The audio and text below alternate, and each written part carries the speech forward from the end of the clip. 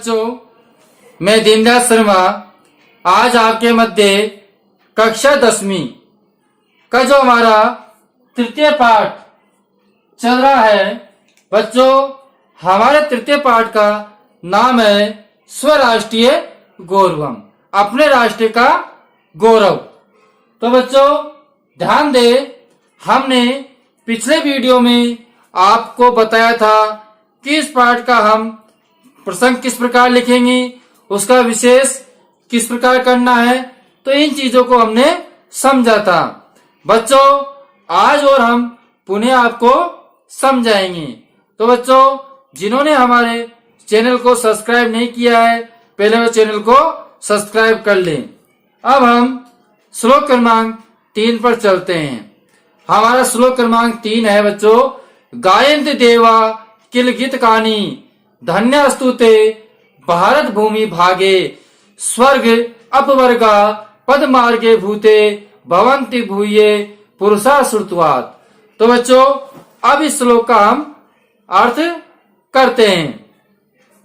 तो हमारा श्लोक देखिए, गायन्ति, गायन्ति का अर्थ होता है गाते हैं।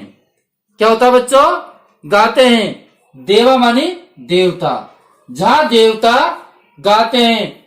कीला मानी निश्चित, गीत गानी मानी गीत, जहां निश्चित ही देवता गीत गाते हैं। जहां निश्चित ही देवता क्या गाते हैं? गीत गाते हैं। अब बच्चों ध्यान दे, हमारे जो शब्द ये करता है पुरुष, जो शब्द हमारा करता क्या है? पुरुष है। अब हम इसको लेते हैं, पुरुषा धन्यास्तु ते, पुरुषा धन्यास्तु ते, वह मनुष्य क्या है? धन्य है। वह मनुष्य धन्य है। कौन से मनुष्य धन्य बच्चों? जहां देवता गीत गाते हैं। देवता जहां गीत गाते हैं वह मनुष्य धन्य है। अब आगे देखिए बच्चों, तीसरी पंक्ति, स्वर्ग अपवर्गा मार्ग भूता। कहने का तात्पर्य जो स्वर्ग हमारी स्वर्ग और अपवर्ग हमारी मोक्ष की प्राप्ति का क्या है? मार्ग भूते, मार्ग स्वरूप है।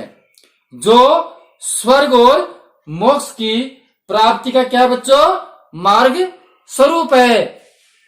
भारत भूमि भागे, भारत भूमि भागे मतलब भारत देश में, ऐसे भारत देश में, ऐसे भारत भूमि के भूभाग पर भवंती मानी होता है, भूय मानी पुनः बार बार, क्या? श्रुतवात, सुर होता है बच्चों देवताओं के देवता। तो श्रुतवात मतलब देवता रूप से अथवा स्वर्ग से भी, देवता रूप से या स्वर्ग से भी आकर क्या करते हैं? देवता यहाँ पर पुनः जन्म लेते हैं। कौन जन्म लेते हैं बच्चों? देवता यहाँ पुनः जन्म लेते हैं। एक बार और पुनः मैं आपको इस तीसरे श्लोक का हिंदी अनुवाद बता रहा हूं। थोड़ा ध्यान से देखिए कि देवता जहां क्या करते हैं बच्चों? गीत गाते हैं। देवता जहां निश्चित ही गीत गाते हैं, पुरुषा धन्यस्तु, वह मनुष्य क्या है? धन्य है। वह मनुष्य क्या है बच्चों? धन्यस्तु, धन्य है। इसी प्रकार स्वर्ग अपवर्गा मार्ग भूते मतलब स्वर्ग और मोक्ष की प्राप्ति का जो मार्ग स्वरूप है, मार्ग स्वरूप है, ऐसे भारत भूमि भूभाग में देवता स्वरूप अथवा स्वर्ग से भी आकर पुनः यहाँ उत्पन्न होते हैं और पुनः यहाँ जन्म लेते हैं। तो बच्चों ये तो हमारे इसका अर्थ हुआ। अब हम प्रसंग है, ये प्रसंग को हमने आपको पिछले वीडियो में बताया था कि प्रसंग में हमको ये तीनों पंक्तियां याद रखनी है, क्योंकि जो अस्माकम पाठ्य पुस्तक से, यह हमारी पाठ्य पुस्तक स्पंदना से लिया गया है। ये किताब का नाम हमको याद रखना है। और स्वराष्ट्रीय गौरवम इति शीर्षक पाठात उद्धृतम, स्वराष्ट्रीय गौरवम पाठक शीर्ष से लिया गया है। मूलतः पद इदम मूल रूप से यह पद। अब यहां पर मैंने आपसे कहा गया है कि मूल रूप से यह पद किससे लिया गया बच्चों? किससे लिया गया इस श्लोक में? विष्णु पुराणम। किससे बच्चों? विष्णु पुराणम। तो हम जो खालिस्तान है उस खालिस्तान में बच्चों हम क्या पढ़ देंगे? विष्णु पुराण पढ़ देंगे। क्या पढ़ेंगे बच्चों? विष्णु पुराणम। तो हम खालिस्तान में क्या पढ़ दिया हमने? विष्णु पुराणम। अब बच्चों मैंने आपसे कहा एक तो खालिस्तान आपको यह पढ़ना है कि जिस जहां से लिया गया है, तो क्योंकि प्रत्येक श्लोक में अलग अलग आएगा। अब दूसरी मैंने आपसे कहा था अस्मिन पद है, यह पद में किस महत्वता को बताया गया है, क्या चीज बताई गई है, तो हम वो चीज करेंगे। तो बच्चों ध्यान दे, इस पद में भारत देशस्य महत्व प्रकटेन। किसका? भारत देशस्य। भारत देशस्य महत्व प्रकटेन। कवि कथित यत्, कवि कहता है, कवि कहता है कि अस्मिन पदे, इस पद में भारत देश के महत्व प्रकट होता है, कवि यह कहता है। अब बच्चों आपको इस प्रकार प्रसंग याद रखना है। अब मैं आपको अनुवाद करवा रहा हूं, अनुवाद पे ध्यान देना, जैसा कि मैंने आपको अभी बताया था। देखिए हिंदी अनुवाद में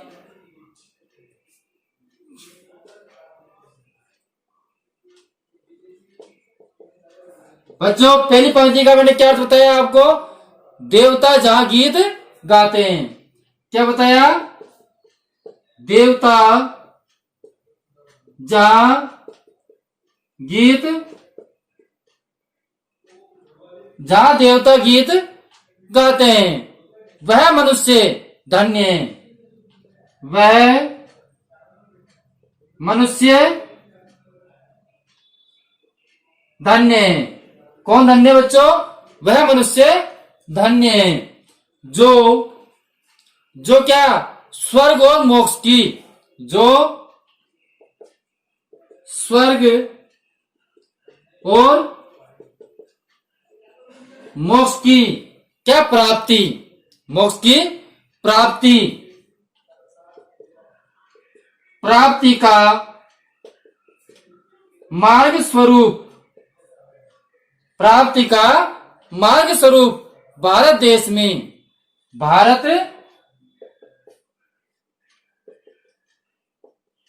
देश में, किसमें बच्चों? भारत देश में। किसमें? भारत देश में देवता रूप से। किस रूप से? देवता रूप से। किससे? देवता रूप से, अथवा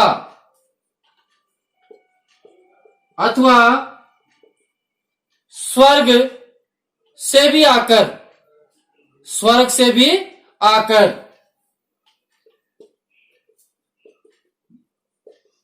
स्वर्ग से भी आकर पुनः, क्या बच्चों? स्वर्ग से भी आकर पुनः उत्पन्न होते हैं। आकर पुनः उत्पन्न होते हैं। क्या होते हैं बच्चों? पुनः उत्पन्न होते हैं या जन्म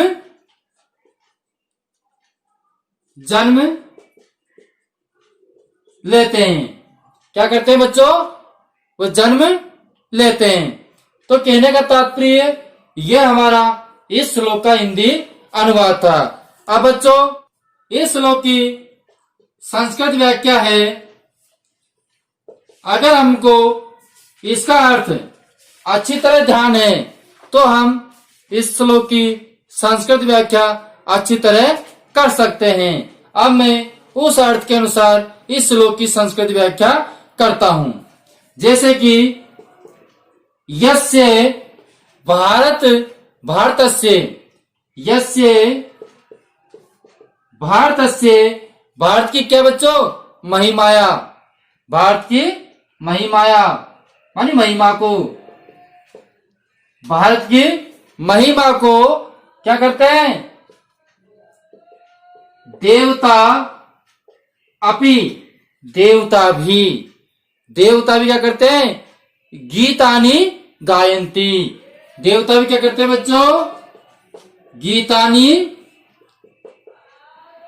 गायन्ति, तो देवता भी गीत गाते हैं। तस्य, क्या बच्चों, तस्य भारत देशस्य, तस्य भारत देशस्य, तस्य भारत देशस्य क्या, भूमु, तस्य भारत देशस्य भूमु माने भूमि पर, भारत देशस्य भूमि माने भूमि पर, तय जना, तय जना, तय जना का मतलब वह लोग क्या है बच्चों, धन्य संति, धन्य संति, धन्य है, क्या है बच्चों, धन्य संति, वह लोग धन्य हैं। यह स्वर्ग से, अब बच्चों मैं इस पंक्ति का कर रहा हूं, यह स्वर्ग, स्वर्ग से, यह मानी जो, स्वर्ग से मानी स्वर्ग का, स्वर्ग से मानी स्वर्ग का, मोक्ष से मानी मोक्ष का, मोक्ष से मानी मोक्ष का, चय स्थानम, चय स्थानस्य, चय स्थानस्य मार्ग स्वरूपे, चय स्थानस्य मार्ग स्वरूपे, क्या बच्चों, स्थानस्य, चय स्थानस्य मार्ग स्वरूपे, मार्ग के स्वरूप से, भारत देशे मानी भारत देश में, क्या बच्चों, भारत देशे, भारत देशे का तात्पर्य क्या होता है, भारत देश में, देवत्वात् मानी देवता, देवत्वात्, देवत्वात् मानी देवता, क्या करते हैं बच्चों, पुनः भवंती, पुनः यहां जन्म लेते हैं, क्या करते हैं देवता यहां, पुनः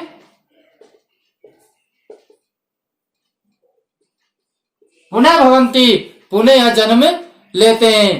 कहने का तात्पर्य अर्थात,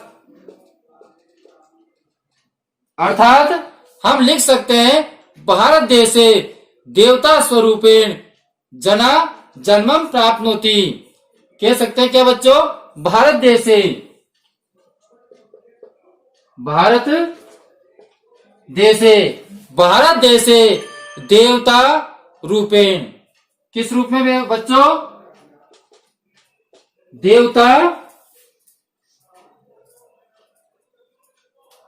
रूपेण, देवता रूपेण मतलब देवता के रूप में, जना मानी लोग, जना मानी लोग, क्या लेते हैं यहां पर, जन्म प्राप्त, प्राप्तवंती, जन्म प्राप्त, प्राप्तानु, प्राप्तानु, प्राप्तानुवंती, बच्चों ध्यान दे, प्राप्तनुवंती मतलब प्राप्त करते हैं। तो इस प्रकार हमारा ये बच्चों हिंदी अनुवाद के अनुसार संस्कृत व्याख्या हुई। एक बार आप शाम पर से स्क्रीनशॉट ले सकते हैं, उसके उपरांत मैं आपको इसकी जो विशेष है उस विशेष को मैं आपको बताता हूं। तो बच्चों एक बार स्क्रीनशॉट ले लीजिए। अब देखिए बच्चों विशेष, इस श्लोक का क्या विशेष है उसको हम करते हैं। मैंने आपसे पहले कहा था विशेष के अंदर जो इस श्लोक का जो महत्व है उसको हमको बताना है, वो हमारा विशेष है। तो इसमें हम विशेष लिखेंगे अत्र है भारत देशस्य, अत्र है भारत देशस्य, यहां पर भारत देश में का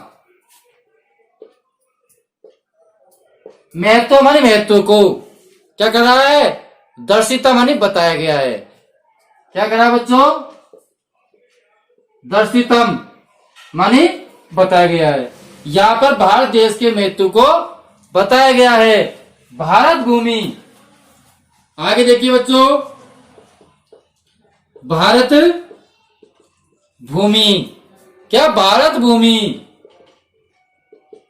देवभूमि, भारत भूमि क्या है, देवभूमि कथ्यते, भारत भूमि देवभूमि कथ्यते, क्या कहेंगे बच्चों, देवभूमि कथ्यते, देवभूमि कहा गया है। अस्य, अस्य महिमा, अस्य महिमा, अस्य महिमा सर्व मानी सभी, सर्व मानी सभी, स्वीकुर्वन्ति स्वीकार किया गया है, स्वीकुर्वन्ति स्वीकार किया गया है, मतलब इसकी महिमा को सबने स्वीकार किया गया है। क्यों, अत्र मानी लोग, अत्र मानी यहां, सर्वजना, सर्वे जना मानी सभी लोग, देव स्वरूपा संति, कैसे बच्चों, देव स्वरूपा संति, यहां सभी लोग देव स्वरूप के समान है। तो बच्चों ये इस प्रकार हम इसके विशेष महत्व को समझेंगे। तो बच्चों इस प्रकार हमारा तीसरा जो क्रमांक पद का है वो पूर्ण हुआ। अब हम अगले वीडियो में इसका जो पद क्रमांक 4 है उसको हम शीघ्र ही आपके पास लेकर आएंगे। जिसने हमारे चैनल को शेयर सब्सक्राइब नहीं किया है वो चैनल को लाइक शेयर और सब्सक्राइब करे, जिससे कि हमारे पिछले आने वाले वीडियो उन्हें प्राप्त हो सके। धन्यवाद, अगले वीडियो में फिर मिलेंगे।